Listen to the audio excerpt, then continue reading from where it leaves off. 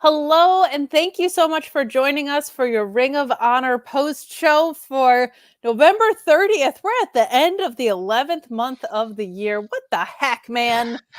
Wild, wild times. But even more wild is Ring of Honor. We got Ronda Rousey showing up last week. What the heck is going on?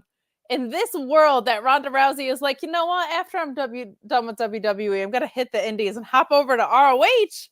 That's crazy. We've also got the ROH title kind of wrapped up here in the Continental Classic, getting merged with the New Japan title, whatever this Continental title is going to be as well. Mixed feelings on that.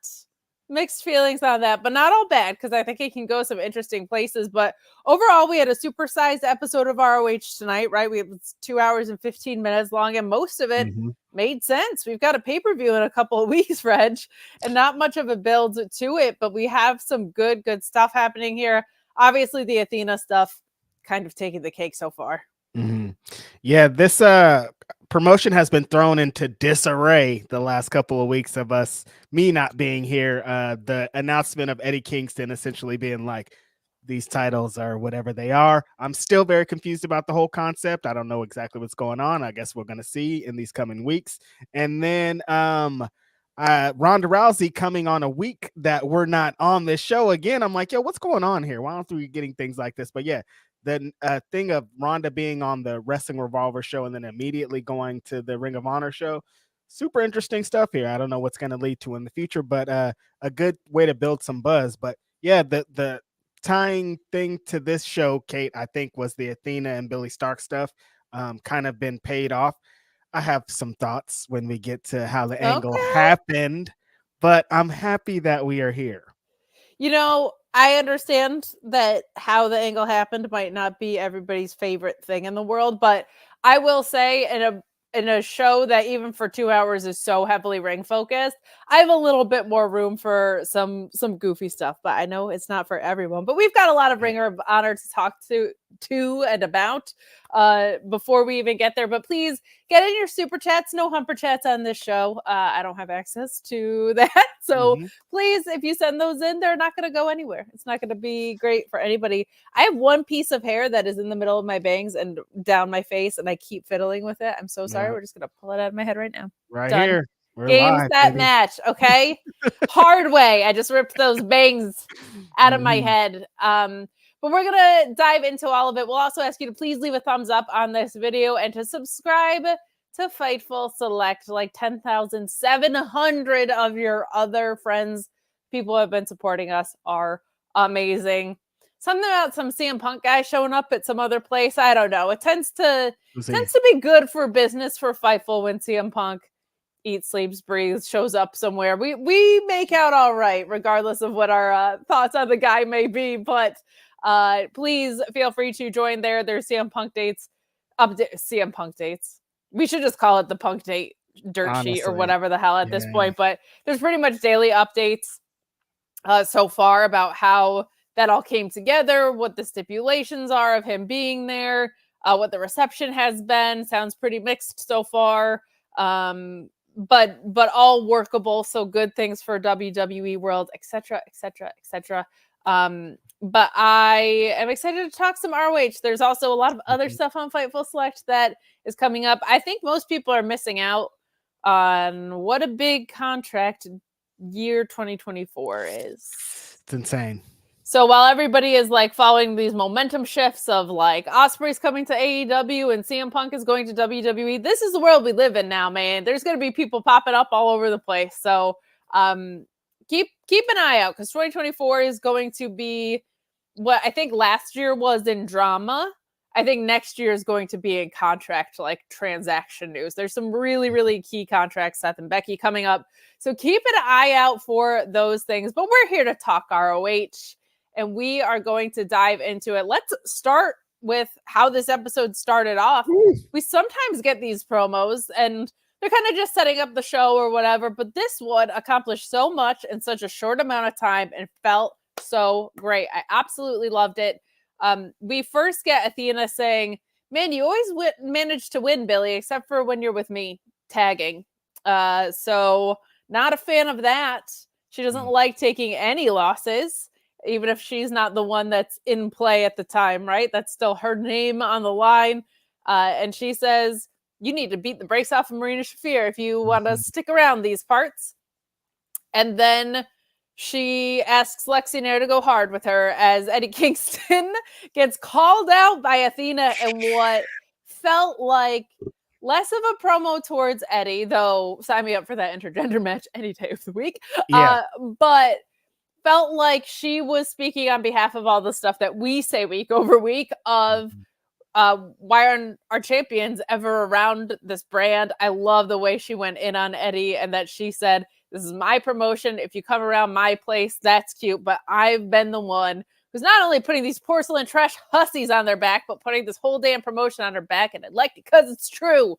She has been at the forefront of this. Quick promo, but so much got accomplished.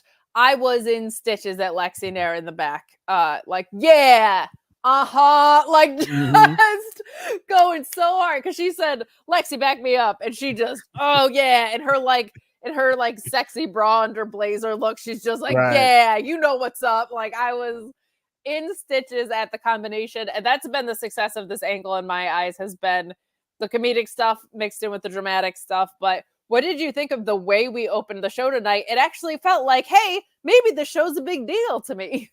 10 stars on this promo, honestly. Athena showed the fire that, like you said, Kate, that we've been talking about on this podcast. But yeah, I think she really felt personally offended. Like she's watching this Eddie Kingston promo and she's like, wait a second, dude, you're talking about me. If you're talking about the people that represent this brand, I represent this brand harder than anybody. And if we're going to talk about the workhorse of this brand, it's me. And she's 100% right. Like, Eddie Kingston, you just got here. How are you talking about Athena and what the people in ROH do? Like, she's been in the trenches on the grind every single week for this. And for her to come out and show this at the beginning of this show, specifically, Kate, with what happens later in the show, I thought it was perfect. I agree. I absolutely love seeing it. And it's also the kind of thing that if someone was checking out this show or saw this clip online, they might say, hey, I should subscribe to this or check this out further. So just also doing the job of promos being, you're supposed to be selling them on the match or the card, right? So good stuff. But switching gears to our other champion, which is really refreshing to see and a persistent complaint from all of us. Eddie Kingston and Lee Johnson in a proving ground match. He's right there. Normally I say hold your champion for the top of the show, but I actually did like the sequence of Athena having that promo and then Eddie being right there. Like that felt kind of cool back to back. Still don't know why your world champion isn't main eventing, but I liked how that 1-2 punch felt today. And we've been saying it, but like Lee Johnson, man, just improving week over week. Like doing it kind of quietly and behind the paywall here, but he is so explosive in his moves and just has so much more command and authority over them than I think we've seen in the past. It's not like anything was necessarily wrong, but like it did feel like something was maybe missing, and he's really locked in to what it is. We always talk about commentary great in this match and the whole night, talking about how Eddie Kingston is down 3-0 or 3 points in the Continental Classic, talking about this needing to be a bounce back win for him, which I liked because the proving ground stipulation doesn't necessarily have huge implications for the champion as much as it does for the person who's challenging. But we have Eddie Kingston winning with a back fist, a suplex right before it, which looked great, and then landing that back fist for the win. But man, Lee Johnson having some breakout showings on ROH so far. Your thoughts? Yeah, it's interesting, Kate. I want to commend them for being consistent, at least with the world champions, of not putting them on last. I don't know why they just won't do it, because every time the main event is always just like a regular match. And it's like, well, if we're having a regular match here, you could have had the world champion as the main event, but whatever. I get it. The thing I like about Eddie Kingston is he's such a huge contrast to what Claudio was giving up to us. Like his matches feel like Eddie Kingston's matches feel like the opponent could potentially win. And I think that's like something that's been needed for the Ring of Honor World Champion, because Claudio was so dominant that you're just like, man, he's kicking everybody's ass, but everybody feels in the fight in an Eddie Kingston fight. And I think that's going to add so much to what is being represented here. Lee Johnson, like you said, has been so great. Whatever training he's done, he got married. Like, he's just probably living a great life outside. That just shows up here in the He ring and too. wifey putting in the work, dude. I'm Both of saying, them. wow, look Like, at this. I didn't even that put is that a together. power Yeah, couple. Like they are Julia just too, man. On great. another level. Love to Young see it. people too, to being amazing. Yeah, so they, whatever they're drinking water at home, it's amazing water. Amazing water at home. But yeah, great showing here. I thought that Eddie Kingston, the commentary specifically saying that he needs like a warm up, he needs a win to get him motivated going into the weekend here with the Continental Classic. Great stuff, man. I also felt like bringing up the Continental Classic was a nice move because with a proving ground match, I've been saying week over week, like since we started this era of Ring of Honor, like someone's got to win one of these proving ground matches at some point, right? But there is kind of an emotional stake invested in Eddie in that, like, he needs to win a match because he needs to get himself back on track for what's in the bigger picture here. So just felt like there was a little bit more juice in that fight. But really, really good successions to open the show in those 1-2 segments. But happy to see it. And then your favorite tag team in the whole wide world, the Infantry, Carly Bravo and Sean Dean, defeating the boys here, as you would kind of expect.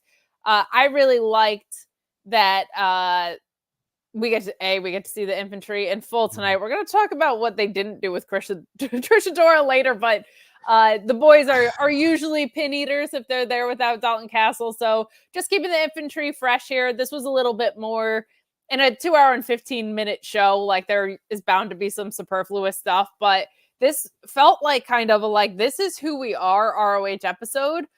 They win with the boot camp. There was like a nice little sequence where a tired boy tagged in a fresh boy, and then fresh boy, I can't remember which one it was just kind of a flurry of offense right on Sean Dean, but Infantry just like coming back to put a squash to that very quickly with the boot camp.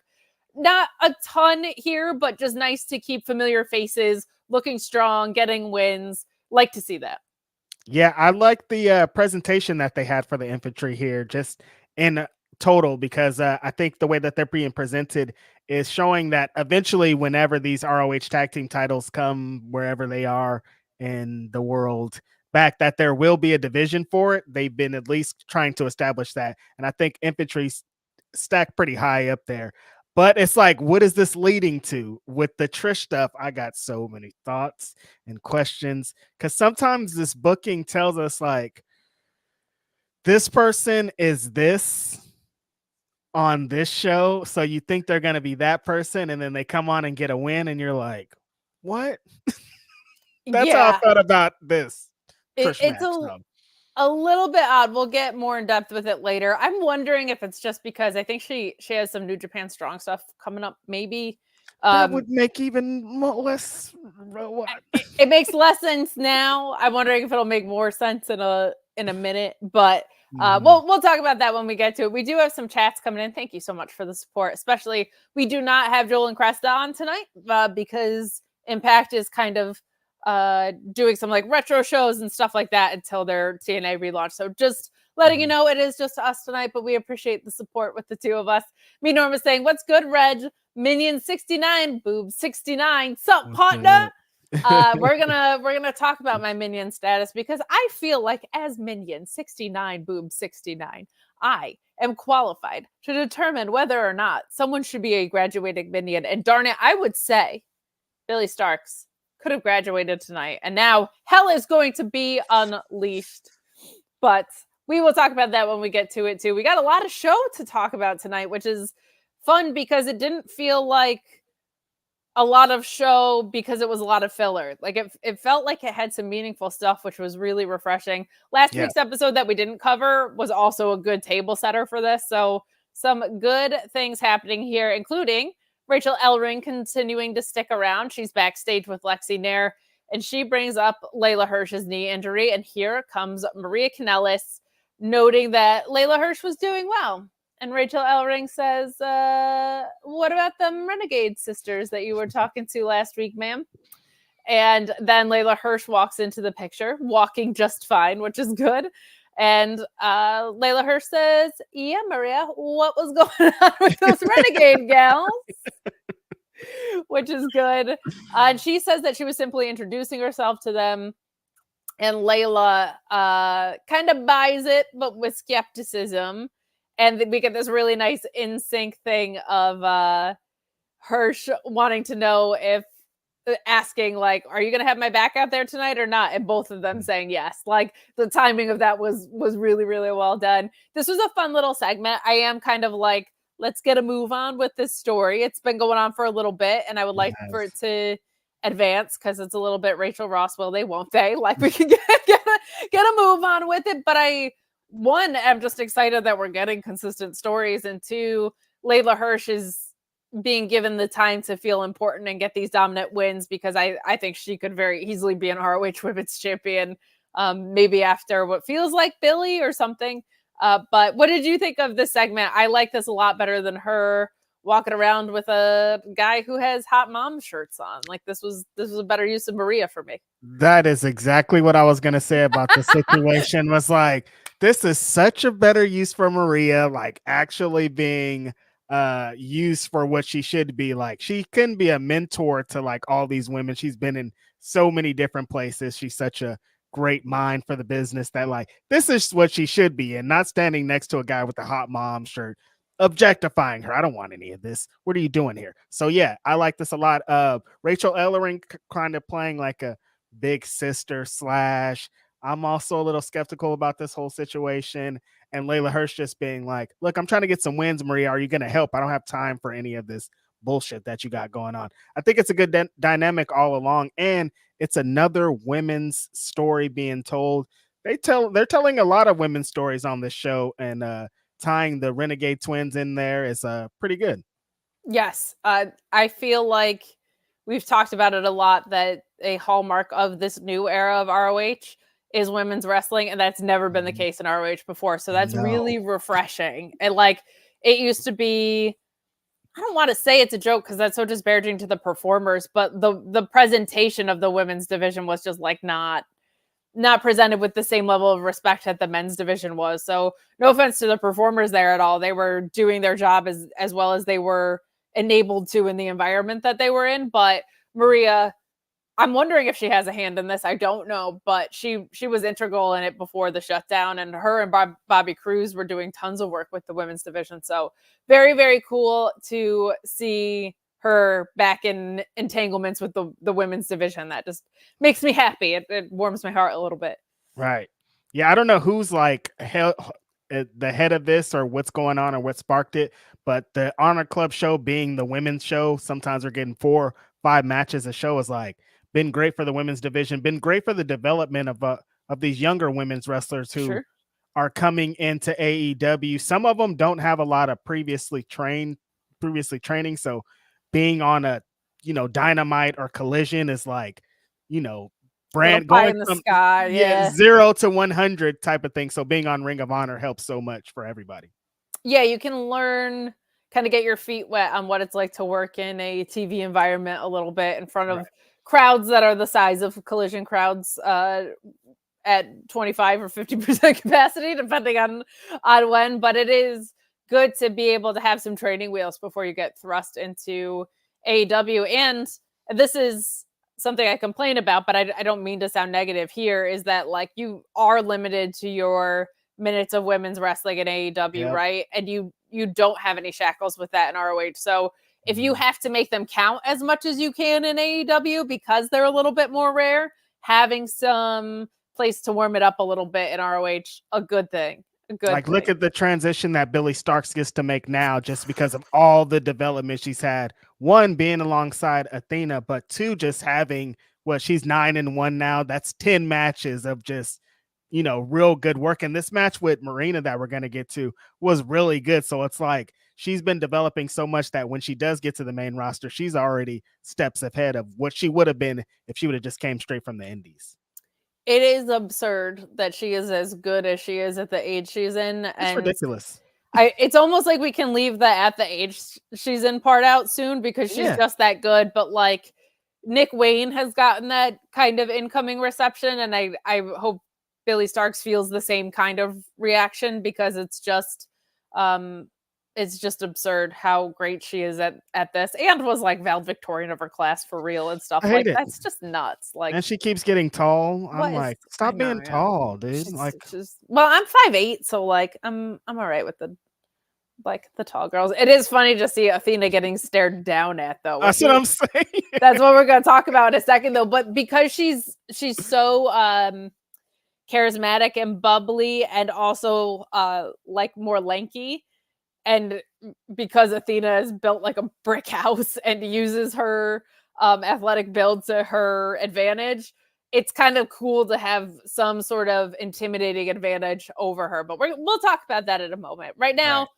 in a show that was really good, probably the thing that I want to complain about most, which I think is the thing that you want to complain about most here, is Emi Sakura getting the win over Trish and Dora, which is kind of an odd one. A fun match for what we got out of it. Really, really good hard-hitting action. But I was watching this and I even tweeted, holy S word, like Trish and Dora is awesome. But Emi getting the win here is very confusing. We get Emi fighting out of the German suplex before hitting her own. And I really did appreciate that, because Trish Adora's suplex, if she hits it on you, you're in trouble, right? So like the veteran prowess to get out of it, I thought was really good. And then we have Emi hitting that butterfly backbreaker to score the win. Match was super fun. The booking's a little confusing here because I don't feel like Emi necessarily needs wins.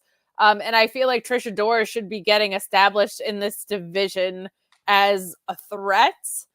Maybe she's just not around as much as we assume that she's available. But if I'm AEW, I look at her and I'm like, I'm signing her yesterday. Like I don't know what we're waiting on with that, because she's incredible. I earlier talked about rumors and innuendo. I don't get into scoops anymore, but she be around enough to. Okay. She be around enough is what I'll say about it. I gotcha. More than what being represented here. Yes, Kate, I didn't understand what's going on. She hit the butterfly backbreaker and I was like, okay, 1, 2, 3. Wait, what? Hold, what?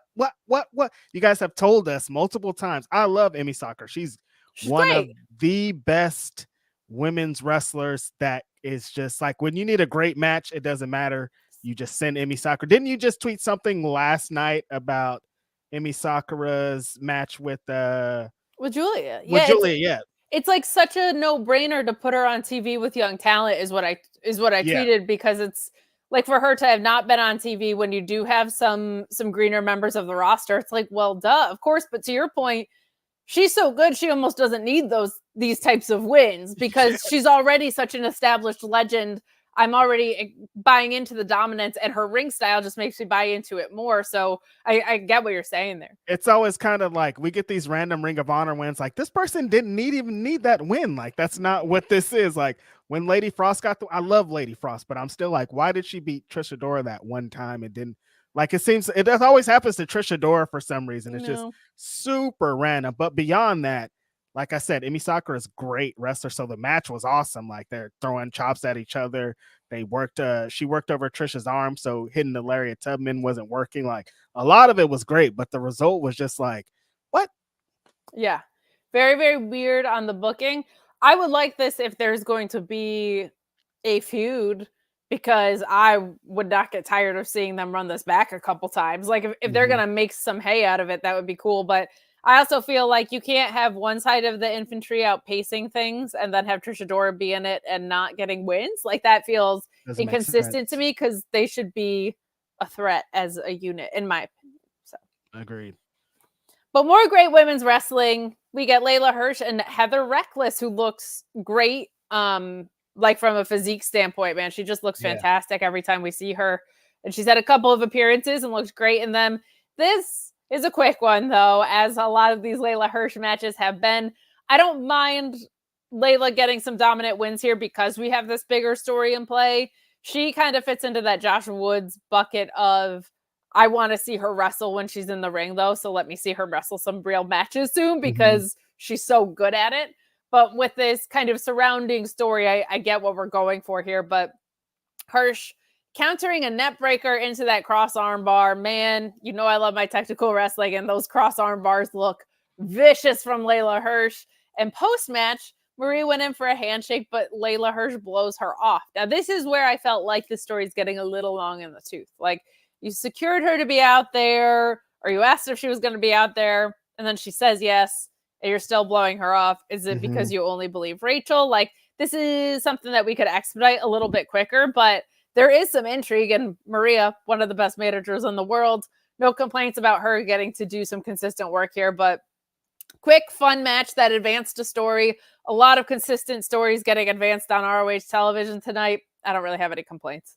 Yeah, I just don't want to move into this Wardlow style territory of like the Josh Woods things of like we keep seeing these squashes, When are we and now get Wheeler into... Yuta's pure champion. Like, yeah, like what? I know that was out of their control. But still, you have not been telling us this story at all. You've been telling us a different story on this show of who's going to be the next pure champion, and then Wheeler does it. Fine. But it feels like this is what they need for Leyla Hirsch's character, because I think she has the wrestling part down and you want to get more of the character side, more of the development on that side. But we're going to need her to get some matches in because she's on that short list of, like you said, after potentially Billie Starkz, looking like Billie Starkz is going to do this thing, you guys. But she's on that short list of wrestlers after that I think are pretty next up to be ROH Women's World Champ. I agree. She feels so synonymous with the ROH brand that they've given us as far as the women's division of just like incredible work rate, badass, hard hitting. Love it. I'll never not call her Little Lady Taz because that's what she is to me. I appreciate it. But we move on to a very quick match, but something that I thought was great in like, hey, this guy's still around, which made me very happy because I'm a big Willie Mack gal. Yes. Willie Mack defeating Robert Anthony extremely quickly here, hitting a power bomb after catching a crossbody attempt from Robert Anthony. Quick payday for Willie Mack, but again, encouraging just to see some roster, hopefully like delineation or clarity of some sort here. Very refreshing. And how do you not love Willie Mack, man? Like, I just love that guy. Put him on my screen whenever ROH is on my screen. It makes me very happy. Any thoughts on this quick one that we got? Yeah, I think they're trying to establish maybe the ROH TV title division, kind of flesh it out moving forward. And he feels like a great piece to it. Willie Mack is so... Every single match, I think that people that don't know him, when he comes down to the ring, people are like, I don't know. And then he starts being Willie Mack and he gets them every time. That's just like such a star quality that he has. And this match was that. It was like Willie Mack just doing the best of Willie Mack and looking awesome. I love Willie Mack. I'm a huge fan. I want him to have the world, honestly. I do too. And he's such an interesting blend, not only because of what he could do physically, like he almost falls in the JD Drake category where I'm like, now come on, you can't move like that. That's insane. Like that. And then he does it. And it makes no sense, but it makes all the sense in the world. It's fantastic. But because ROH is so work rate focused, having that almost in the same way with Dalton Castle too, like he has a larger than life character. But unlike Dalton, who like very much shows and tells us that, he just kind of like is that when he comes out, all presence, which is just a really refreshing thing to have on something that's kind of a more serious leading product, a more sports-based leading product, which is my shit. But having someone that just walks out through the curtain and is that guy is really, really fun for me. Guys, go ahead. Who do you got winning the TV title really quick before we move forward? It feels to me like it should be Mark Briscoe. Right. But I would say Dalton Castle is hanging out right there too. Oh, damn, you got me. Is that what you were thinking too? Both of those, honestly, like it should be Mark Briscoe, but then he could also... No, he can't win the world title. The world title's gone now. Yeah, Mark Briscoe or Dalton Castle. It's between those two. I like Dalton Castle just because he's been fucking carrying the flag so long to want to be that champion that I think it's the story to tell. But the Mark Briscoe story is just like automatically there and would be great, you know? And it's kind of what they set up before he got injured, and just based on how Tony Khan kind of books things, like he does that, which I applaud him for in a lot of ways. Like he will wait until you come back, and sometimes it doesn't make for the best programming while you're watching, but from a roster respect standpoint, I actually really respect that, of like going out of your way to tell someone that they are not going to lose their spot because they're injured is really, really refreshing. But I am intrigued because it does feel like he gets used in the AEW side a lot now, which is great. Like, I love that for Mark. And Dalton has been, we're going to talk about it later. A lot of the crowd had left, but man, they pop for Dalton every time he comes through that curtain. They really, really do. So would not be mad at either of those choices. I think they're both good and inspired choices and people that will stick around the product. So that would be a good thing. Exactly.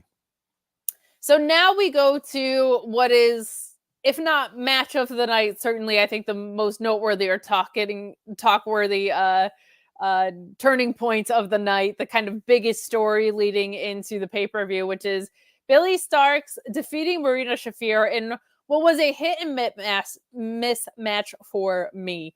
The parts that hit, I thought hit awesome. Some of it is just stylistic. Like the way Marina works is great. And I think it was awesome in the tag match. And this time when she was carrying the entire workload, there were just a few things that got gummed up. Nothing horrendous. I'll say it again. You're going to wrestle barefoot. People are going to put your pictures on WikiFeet. I know you and Denise were talking about that on her channel. All right. But like, get yourself an OnlyFans. Toni Storm knew what she was doing yesterday. Toni Storm was playing chess. She said, I'm taking my shoes off so that people can see my feet. I'm going to get this huge pop in Minneapolis for my feet. But I got an OnlyFans, so people are going to go subscribe there for more. Marina, you're voluntarily giving it away for free. Go make that money, girl. But a lot of fun was had in this match. The parts that did hit were fantastic. And I really liked this kind of ending sequence we get. We have Starkz hitting that gory bomb before hitting the Swanton for the near fall, and Starkz hitting a spin kick before hitting that star 10 for the win. I just liked that it took a lot to put Marina down at the end there for Billie to finally get that win, and that being in the greater context of, like, she really needs this win to make Athena proud. She really needs it. She was going to fight for that win. Let's talk about the match first, and then we will dive into the post-match, which I think you might not be on the side that I am about it, so we'll have some good discussions around it. But what did you think in ring of what we got?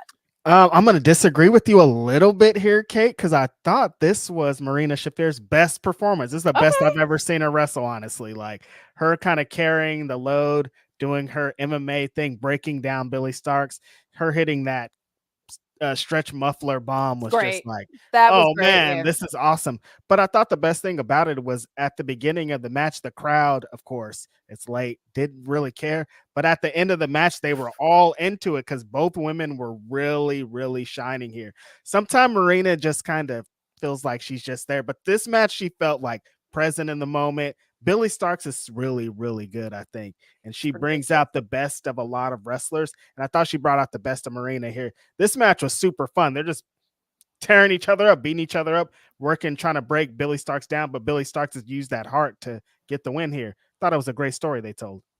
I thought so too. And because we had some flavors of Billie leaning heel because she was buying into the Athena side of stuff, like her post-match getting into some shenanigans a little bit before the graduation ceremony, and just the upped aggression from what Athena was bringing out of her. Marina was a really good offset in that. So I agree with all of that. There were just a couple of places where things looked a little bit clunky, and the pacing, I think, flowed a little bit awkwardly at times. But overall, we've seen a lot of improvement from Marina Shafir. We're also going to talk about Nyla Rose being around in a little bit. So I think they're working separately, which for me, I think is a good call because I think Nyla should be working face because I just think she's hysterical. So we'll get there. But there's a lot, of course, to talk about with this post-match. Guys, a lot more of you are watching now than you were at the beginning, so I'll just give ourselves a quick plug before we go into the most pivotal thing of the night. Yes. Talking about this graduation ceremony, I will ask you to leave a thumbs up on this video if you would be so kind. Helps people find us in the algorithm.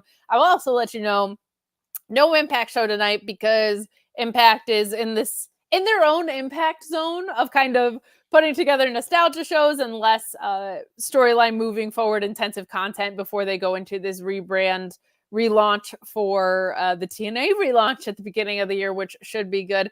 And I'll also, of course, remind you to get in your super chats, but not your humper chats, because I don't have access to that document.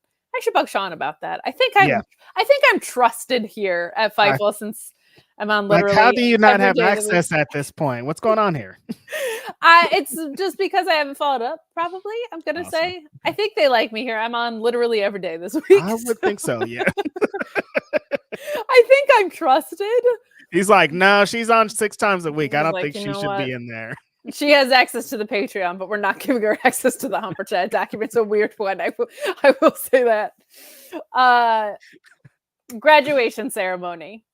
I loved every note of this. Post-match, we've got Billie Starkz jumping Marina Shafir, sending her away from the ring, and Athena and Lexi come down, and they've got a cap and gown. Now, the hysterical chants, and I noticed it immediately, of ketchup and mustard, because one cap and gown was red and one was a yellow gold, had me in stitches, because I had the exact same thought. And just like it's almost like when we broke out into meat chants, like just a good like ketchup and mustard chant was so funny.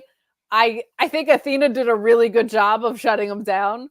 But we get a nice little speech from Athena talking about the valedictorian. If you know anything of Billie Starkz' real life, right before getting signed, she was actually valedictorian of her class, which is absurd to me. She was also pursuing this wrestling career so hard. Good parents for that young lady, is all I'll say. And she says that she wants the valedictorian to give a speech. And just as the crowd and me and Billie Starkz herself are buying into like, okay, it's time to talk at my graduation ceremony, the microphone is given to Lexi Nair, who gives an acceptance speech, and Athena kind of signs off.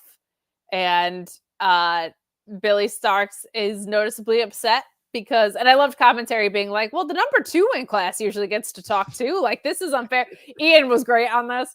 But we have Starkz bowing up to Athena, and they leave the ring and they pose on the ramp before we finally get the turn from Billie Starkz on Athena, who sends her into the barricade, standing over her with the title. Later, right after this, or no, later in the show, actually, we get Tony Khan backstage with Lexi Nair, and Tony Khan plugging Final Battle a little bit before Billie jumps into the frame. I was laughing so hard because Tony Khan is just so formal in his presentation. Him being like, congratulations on your graduation, made me laugh out loud because it was so like, thanks, Dad. Like, it's genuine. Oh, congrats. And we get Billie coming in and saying, you know what? I win and I win and I win, and it's never enough for this woman. I want my match at Final Battle against Athena.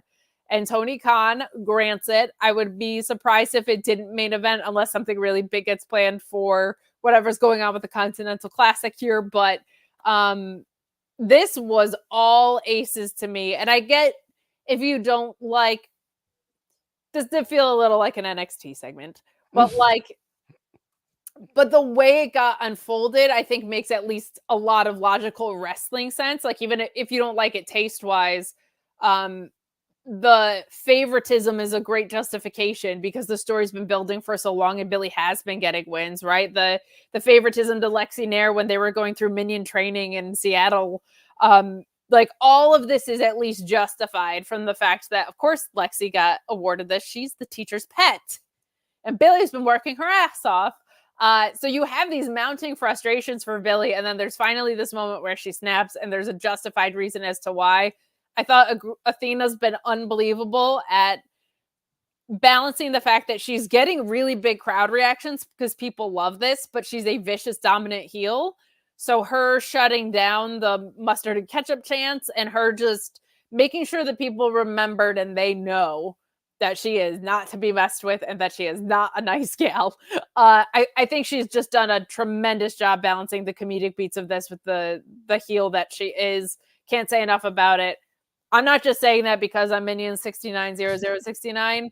I'm also saying it because I'm Minion 690069. And in my verified Minion certification, I feel like Billie Starkz should have graduated today. I'm just going to say it, okay? I'm just going to say it. I feel like if I have earned this, I certainly think Billie Starkz has. So I don't know what her number would be. That's not my call. But I do feel like she's earned it. And I feel like I have a right to say something because I am a certified minion after all. But I loved all of this. Was this too corny for you, or were you in on this? No, yeah. Earlier I said there was something I didn't like about it. It was only a little minor thing, just blah blah blah. When Billie Starkz did the turn, she just slammed her into the guardrail, and that part just felt anticlimactic. She just slammed her, and then it was over. I didn't know, but she's a baby face. She can't really go in hard like she should. I just felt like that part felt a little bit anticlimactic, but I loved everything else about it. Like her teasing, kind of going to hit Athena in the back, maybe at points, but not doing it. And then finally getting her. I thought all of it was great. That part was just like, maybe like a little bit farther. If she would have went, I thought it'd be better, but I understand why it happened. I agree with you. I think that's a good call. We saw Athena kind of laughing. Right. And so I'm wondering if that was intentional almost in a way of Athena, like her laughing to me read as like, that's the best you got. All right, good luck, sweetheart. Like, okay. So yeah. I think that might have been almost on purpose. If not, I thought it did a good enough job to fool me into thinking it. So good on her. Good on her with that. But you're right, for somebody that's such a vicious heel, like you got to pop off when you pop off with those things. So I get where you're coming from, but I just liked her giggling of just like, if you think that's going to do the job at Final Battle, you're out of your mind, was kind of how I read that. Our own Luis Polito, who has a night off, God forbid, saying Lexi Nair got showered with booze and she was bamboozled by it. This ruled so much. See, Luis gets to do that because he even super chats when he's moderating, which is the most insane thing I've ever seen. But he does, of course, then send in a super chat saying, this is for Billiam's supremacy and Marina's Brock Lock Bomb. Yes. Oh my gosh. Yes. Beautiful. I'm so glad you said that because the Brock Lock Bomb is a sick finisher. Very good. Very good that you brought that up. This was by far the best ROH episode since the reboot. There's been some good ones. This was a great one. This was a really great one. I am now hopeful for Final Battle. I'm a little nervous just because I don't know what this new mega championship is going to entail. If it ends up on Collision, you're at least on the same taping schedule. So like if it's supposed to be something that anchors that show, which I think would make sense. I guess you have the TNT title there a lot. But if it's to add a little bit more juice to the program that probably needs it a little bit more, I think that's not a bad idea because it'll be showing up in ROH and you could have Strong talent come in. You could send someone to Strong if they have it. So I don't hate that idea. But this is by far the most consistent things I've felt in a really, really long time. So that makes me very happy. Do you have any thoughts on optimism, or have we just been fooled too many times that you can't trust again? Because I get it. You know, with the Continental Class, I think the easiest way we get out of this is just Eddie Kingston just wins it. If Eddie Kingston just wins, then he just stays Ring of Honor champion. He just stays on the brand, and he just stays the New Japan Strong champion. And that way we could continue to tell the stories we've been telling. We don't have to change a lot. And Eddie Kingston getting a win would be great for everybody because everybody loves Eddie Kingston, you know, kind of the easiest way to get out of that. We're going to get some amazing matches coming up very soon here. He's going to wrestle Bryan Danielson. Insane. It's like he's going to have this great resume of matches. Just let him win. It'll add some prestige to the Ring of Honor Championship, and things will be great moving forward. I just don't know. Final Battles in 2 weeks. That's before the end of the tournament. There's kind of some roadblocks to get there. There are, and tipping the hand on the booking of Final Battle, because I don't think you switched the title to then have it not be in this. You know, like that all got so messy, right? But you know, there's a lot of possibilities there. One, if you get Eddie versus Mox, because they're in different leagues, right? Yep. As a finals, and Eddie retains, holy crap! Considering he won it from Claudio, right? I also think it's a good idea to have. Look, you just told the story right there. That's great. That's it, right? Like that's such a win. And I think it's also cool because AEW fans will get to. Eddie's a fan favorite right now. Like he's been a fan favorite for me in my living room forever. The other possibility, and it is the other one that would make a lot of people happy, and I can't fully argue with it, is like Bryan Danielson in the final year of his career holding the ROH title again, even if it's smushed into other stuff. Like, I can't say that's a bad idea. Like, that would be so cool. And it would give him a chance to work New Japan Strong, which would also allow New Japan Strong to pull in talent like Okada and whatever. Like, there's some possibilities there too. Yeah. So part of what I've liked about the Continental Classic is I hadn't thought about that. That's pretty Bryan Danielson. Fun, right? Yeah, it is. Like, I think that could be really, really cool. And I've loved that with the Continental Classic so far, that it's not obvious who's going to win. And I think there's a lot of possibilities that if they win, could be like just really good, like really healthy for all of those products involved. So that makes me really happy. But yeah, we'll see. We'll see. I have good hopes for Final Battle because the pay-per-views always tear it down. That's almost the frustration. If they just main event with Athena and Billie Starkz and just take it home in the match I expect them to have, it'll be great. Yes, agreed. Me Norma saying, I think Billie graduates at Final Battle and Athena goes up to Dynamite or Collision to beat up some new hussies. Now let's talk about this. Let's assume, and then we'll get back on track into the rest of the show. Let's assume Billie Starkz beats Athena. First of all, that would be awesome. Like, that was just such like a classic heel versus face, mentor-mentee story done textbook execution. What does Athena do next?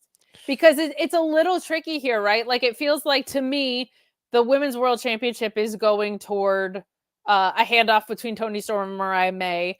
I would think that, well, maybe now I just answered my own question. My guess is the TBS title goes Julia to Willow because there's such a natural progression there. But Athena and Willow have had business upon business upon business, but not for that title. So maybe you just have Athena beating some bitches up for a while and then coming for Willow when she takes it off Julia in my fantasy booking head. What do you do with an Athena going to the main roster here? I think the best idea is to put her on Collision and just let her cook over there, get her in a feud with like Chris Statlander, let her get acclimated to that roster. There's a bunch of other things that they could do. But yeah, her in that TBS championship, her hovering around there and eventually becoming the TBS championship champion, I think is the best idea just because there'll still be the connection with Saturdays and Ring of Honor. So if they need that, they got it. And Collision is just the way for her to get introduced to the AEW audience and be able to cook. And just more than being on Dynamite, I think.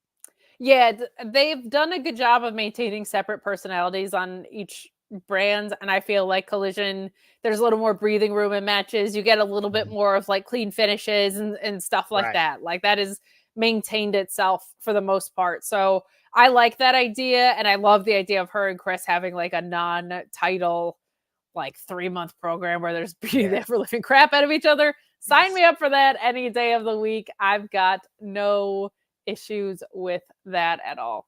I'm going to read this chat now, even though it correlates to something later in the night, because something did pop into my head here.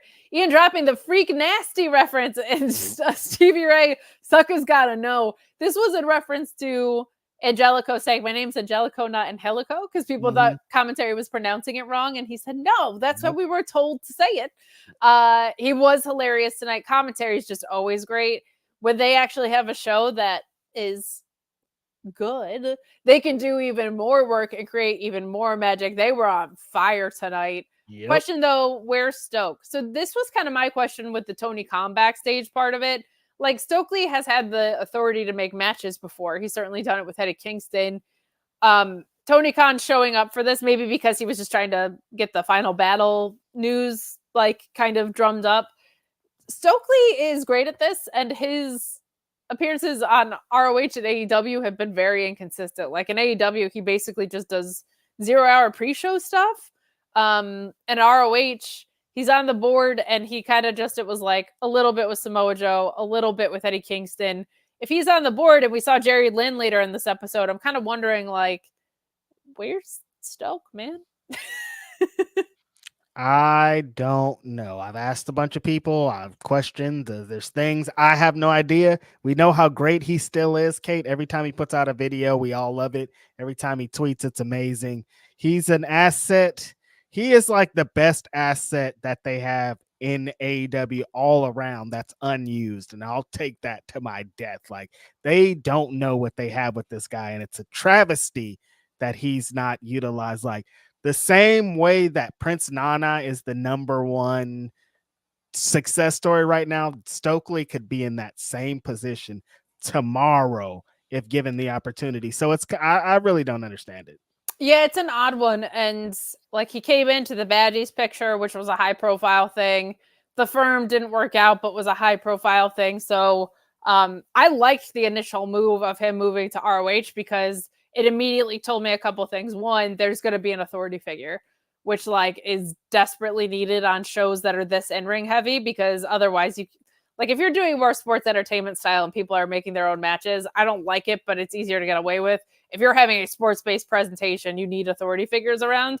And I also liked it because I knew he was going to do stuff like be extremely silly with Samoa Joe. Like, that's things that are Stokely's wheelhouse, are really refreshing in programs like this. So I'm with you. I'm a little confused as to where Stokely is or isn't being used, but we will move along to our Survival of the Fittest qualifying match, which this is really good to see. We saw a lot of talent from AEW that wasn't getting used being brought back here. We saw Evil Uno here. We saw Butcher and Blade later. We saw Nyla Rose, another thing that feels kind of more like a statement. I should note that at the beginning of the show, commentary also said maybe we'll have champions around more often. Like, they were speaking to my heart, Reg. But here, the Survival of the Fittest stipulation, some old school ROH coming at ya. Dalton Castle with the boys out there defeating Evil Uno, hitting that bangarang. Uno looked good in this. Wondering where the rest of Dark Order is. A little bit weird, but he comes out with -1, which is always a heartwarming moment.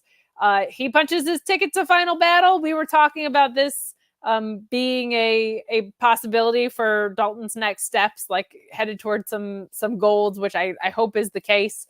Your thoughts on this match and the implications of it? You know who I'd also like to see in this little tournament, Kate? Evil Uno's former Stu Grayson side. I don't know what you call him. Stu Grayson. Yep, that's his name. Where is he? What happened to him? Where's Stu?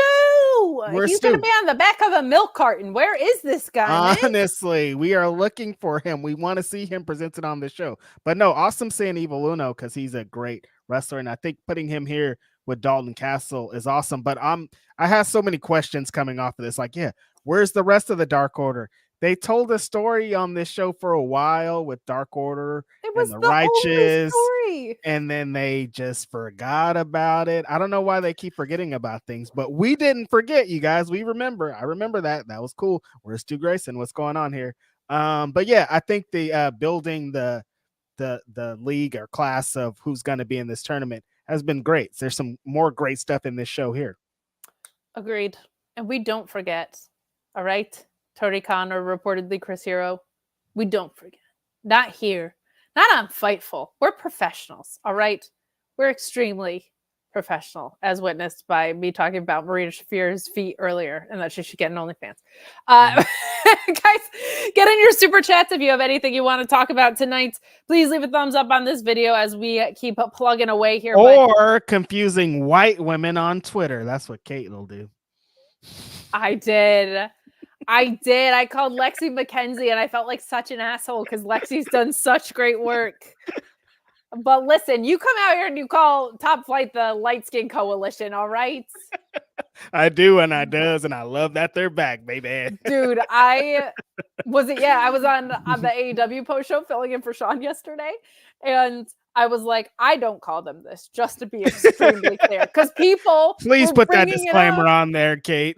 In the chat. People in the chat were calling it careful. The LSC. Like people were in on your naming of that faction. So I'm just saying you have great influence. That's all I'm saying. But we are moving along. I felt like such an asshole, and I need to suck it up and start playing for Twitter Blue. I do this too much. I just tweet. Seriously. I don't think, and there's so many typos, and I have dyslexia. It's a rough one. But we're plugging away. We've got Brandon Cutler and Colt Cabana defeating GPA and Trevor Outlaw. Cabana and Cutler winning quickly with the neck breaker. I don't know how I feel about a Brandon Cutler Colt Cabana tag team. I've never been like super in on Brandon Cutler. I've been in on Colt Cabana when he's doing stuff that I think is like very much either very in his wheelhouse or when it seemed like he was turning heel with the Dark Order. Like that was cool to me. Them coming out in like this tie-dye gear and stuff, a little weird. Now I am a fan of us getting a lot of tag matches and it feeling like after MJF drops these belts, God willing, we're gonna have a tag division that's cooking for people to come back to.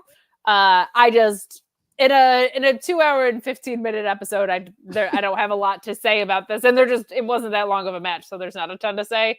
I'm just not like super in on Brandon Cutler and Colt Cabana being a team yet. But anything that you want to talk about here?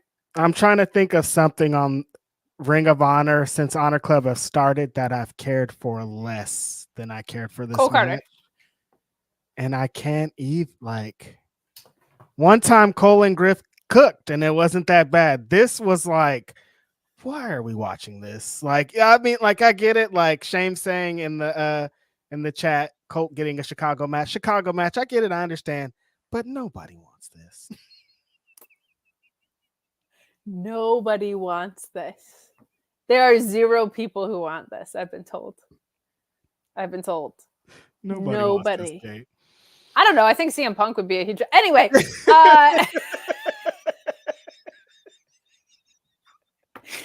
have fun here.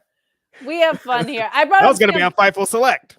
I know, right? Like CM Punk, huge fan of Colt Cabana and Brandon Cutler tag team. I brought up CM Punk because we're trying to get your chats. Let's be honest. Yeah, like we've got like 2,500 subs because that guy showed up in WWE. And we didn't even like fully have the scoop. Like we're just mentioning him for clickbait, and I have no problem saying that. Okay. Like the Grapsody thumbnail this weekend is probably going to be CM Punk. Come on. 100%. What do you want? So when Joel and I do Kate and Joel Call It in the Ring, we just were using him. We were just ringing it out as long as we could. And Joel is unapologetic about clickbait. Like when Jay White lost, he was like, Jay White buried forever. Like he will just do whatever he feels like. See, I hate that they tried to make that like a derogatory term. You're just doing that for clicks. Everybody's just doing that for clicks. Yeah. Like everything ever. Like why? That's not a derogatory thing anymore. Leads to views. Yeah. Oh, come on. Please click my link, dude. That's a thing. Yeah, I am doing this for clicks, bro. Yeah. All the content I do is for clicks. I don't do it to talk. Do you know how much I talk into a freaking camera every week? You think I just want to have a conversation with myself? No, dude. Click my link, please. Come on. My link. Otherwise, I'm just talking to my dog, which happens enough. Anyway. Anywho. Super chats right there. Mm-hmm. You can ask about CM Punk, but we're going to talk about ROH. Yeah. We've got what was a really good match and something else I've been complaining about. Love my luchadors. Can we get any of them in a story? I think Komander is headed that way. This was a blast. This was like, what was the video you had? Spinning and flipping. I was in stitches.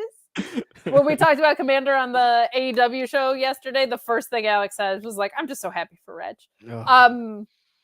This was, like you said, Gringo Loco, base god, like showing off to other levels tonight. Komander gets the rope walks, shooting star press patented every time. Commentary doing an unbelievable job in this match of like, that is his third high risk spot. Like he can't sustain this for an entire match. He's got to get the win sooner rather than later. Like the urgency that they created around this, to create urgency in a match where someone moves this quickly is insane. And like a commentary feat. It is an art form, what they did tonight with this, because it's already going 1,000,000 miles an hour. But to say he has to hasten up and get the win here because he keeps taking all these high-risk spots and he's not going to be able to sustain it that much longer in an entire match.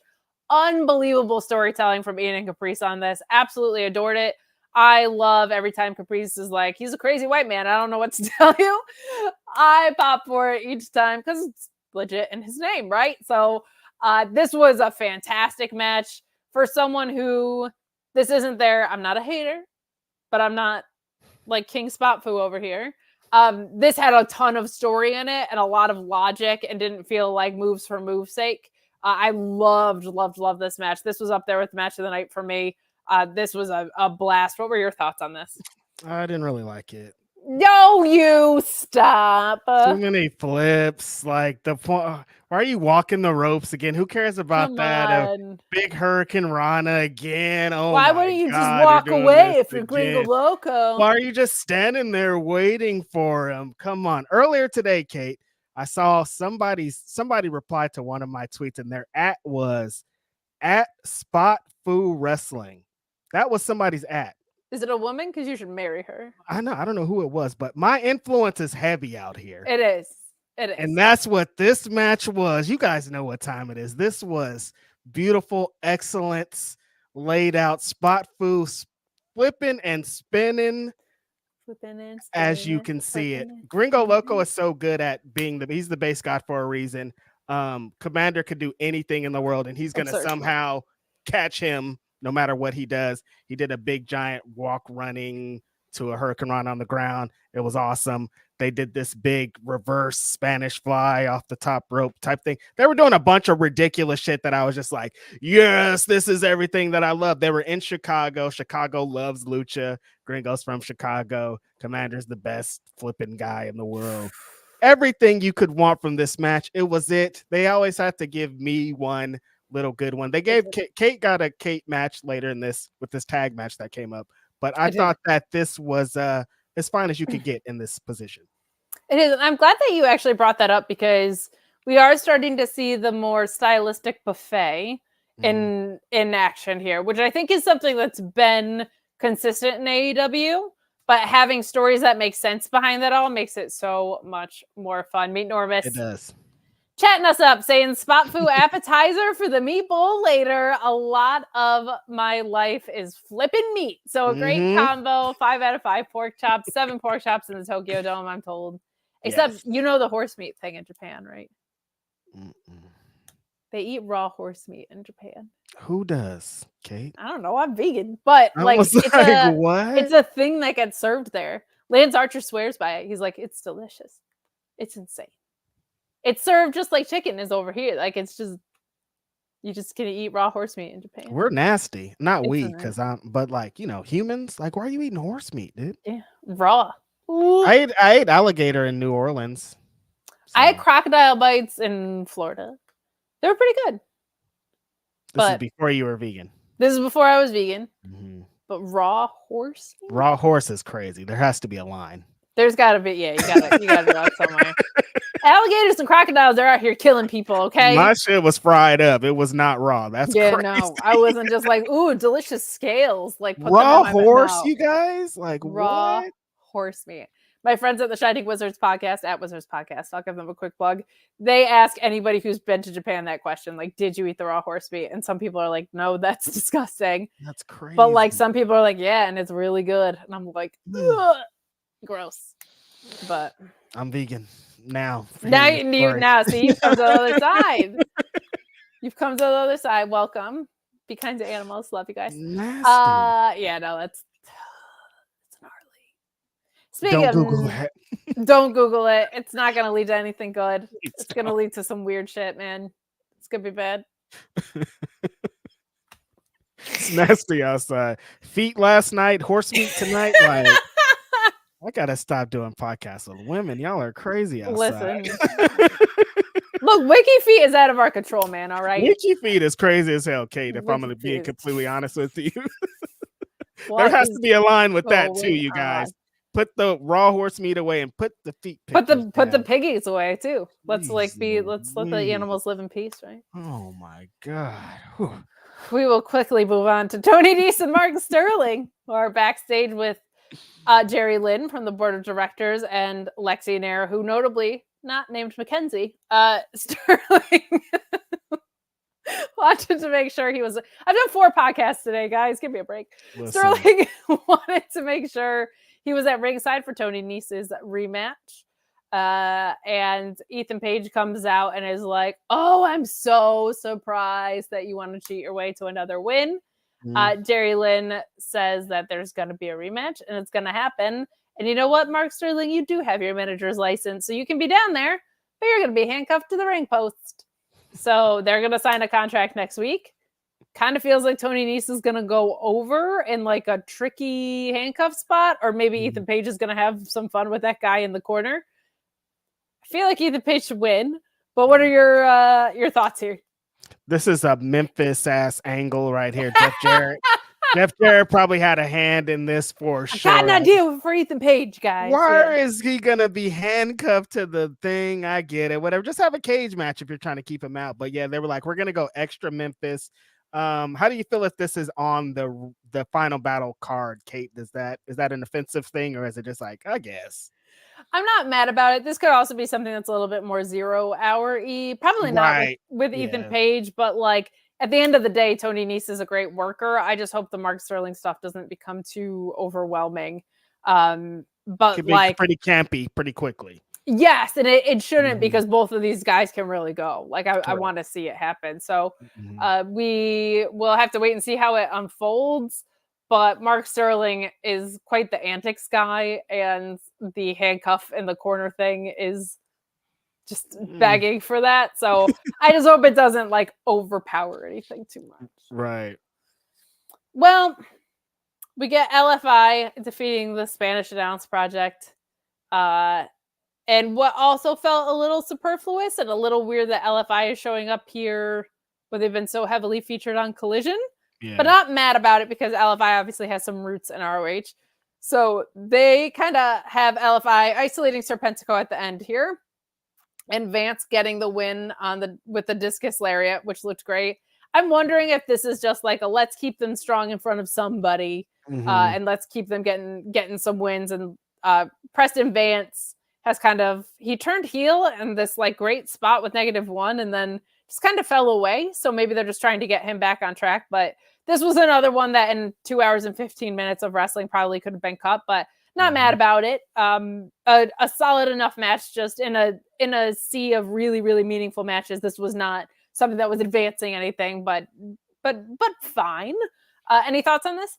Yeah, this kind of just felt like these guys need reps and they need to stay in front of some eyes. It was good in points. There was Jalisco was doing the Marudos, I'm going to beat the hell out of everybody in the ring spot that I think is really good. And Preston needs to be, there's something missing. Like you said, after that -1 thing, we were all like, okay, maybe they're going to lead to something. And then they started doing those weird ass vignettes on the on Collision where they were in like an action movie. And we were like, wait, this is weird. And then they kind of didn't really follow up with that. So I guess this is something. But yeah, there's a couple of things that could have been on the cutting room floor. And this is one of them.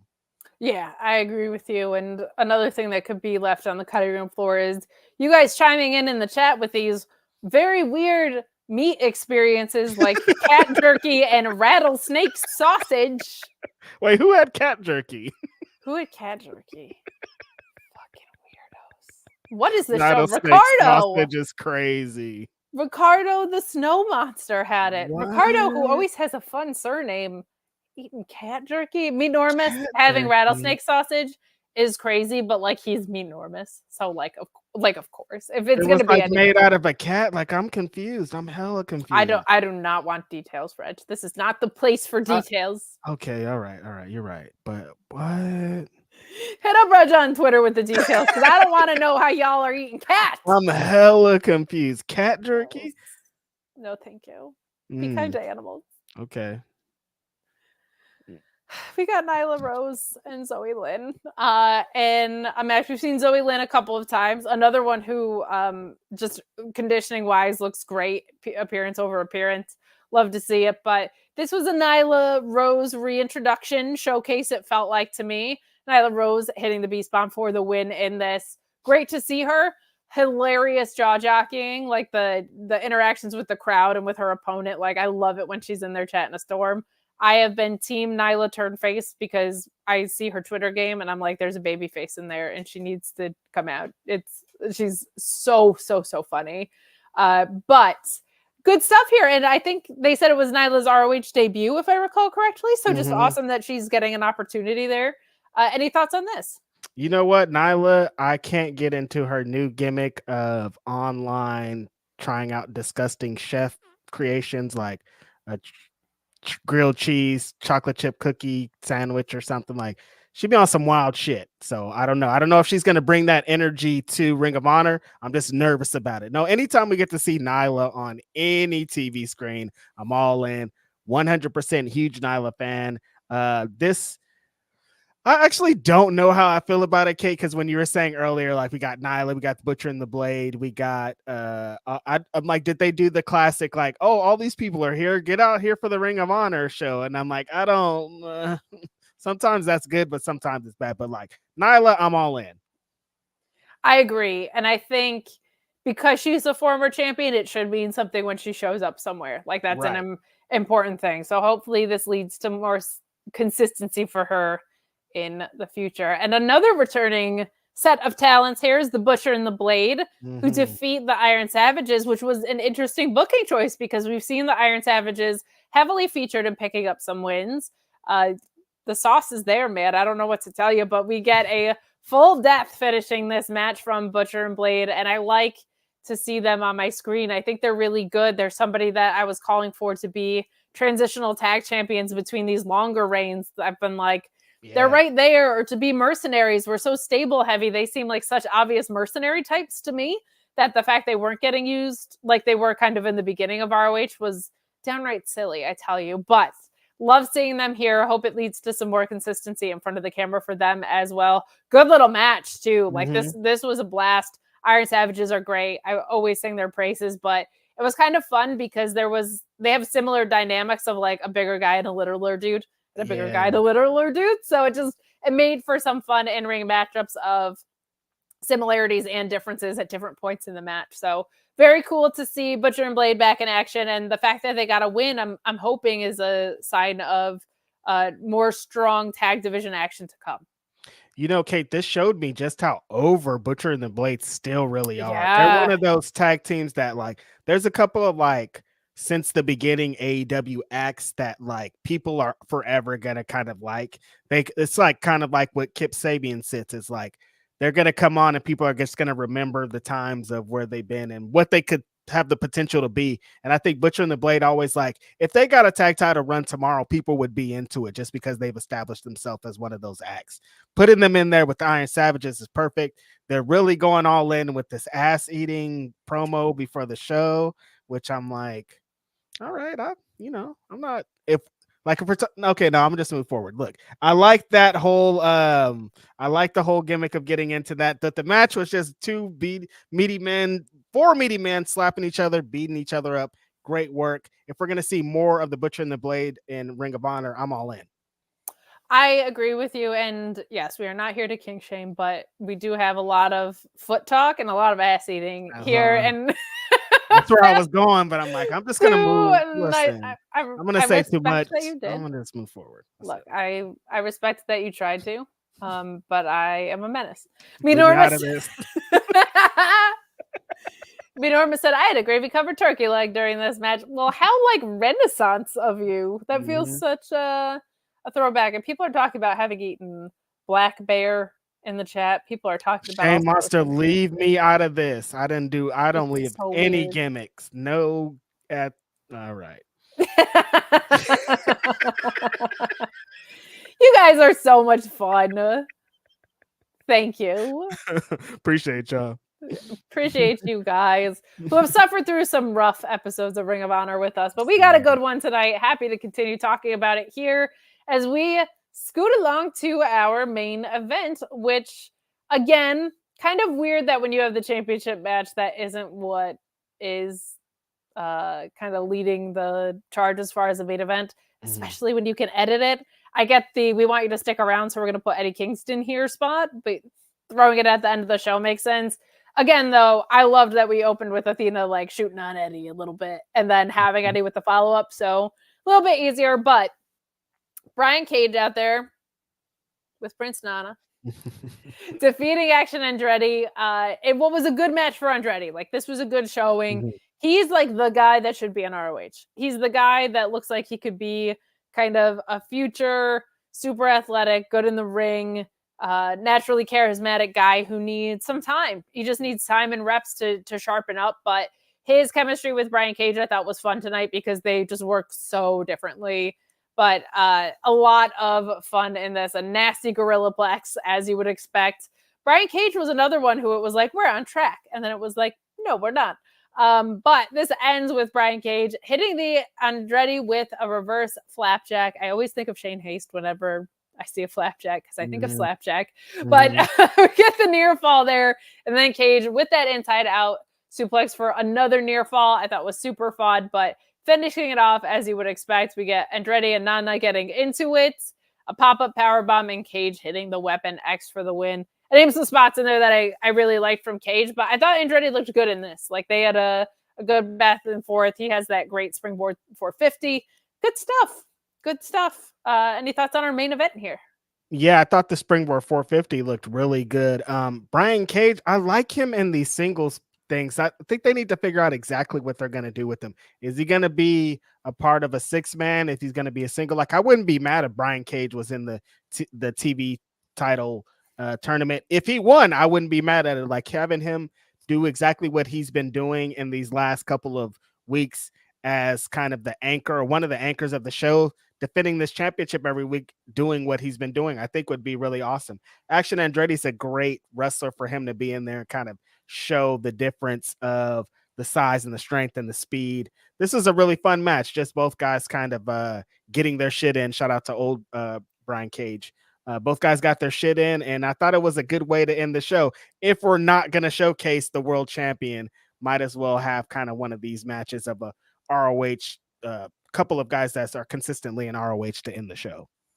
I agree with that. And I am a little frustrated because we, of course, have our 6-man champions not working as a 6-man, like as a trio, right? So like we made a lot of progress, so I don't want to harp on that too much, but I just kind of rolled my eyes because I was like, they're all here. They're all on the same show and they're not defending those 6-man belts. So I just hope there is a little bit more love for that soon. I'm wondering if who I'm going to call Top Flight and you call something else might be gearing up to take those. Just maybe it's not like at Final Battle because because Dante has gotten back so recently. Maybe they want to give it a little bit more breathing room, but a really optimistic show tonight. I felt like a good episode last week too. Ronda Rousey showing up was not the only good thing that happened there. Like go check it out. There's been some consistency there. And that kind of brings us to this final chat to close us out from Glassdoor Gamer, who said, ROH better keep this booking up after Final Battle. And I don't know if that's the tone that Glassdoor Gamer read it in, but that's the tone I'm reading it in